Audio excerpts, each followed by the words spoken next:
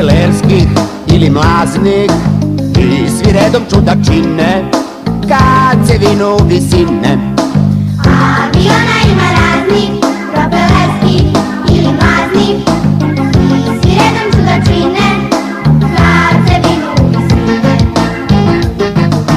Udobno se može sesti, prijatno se može jesti, ako je put nešto veći, tu se može i prileći. Đak, đak, đak, đak, đak, đak, đak, đak, đak, đak. Aviona ima raznih, Propelerski ili Mlaznik, i svi redom čuda čine kad se vinu visine. Al se ne bi sa zemlje digli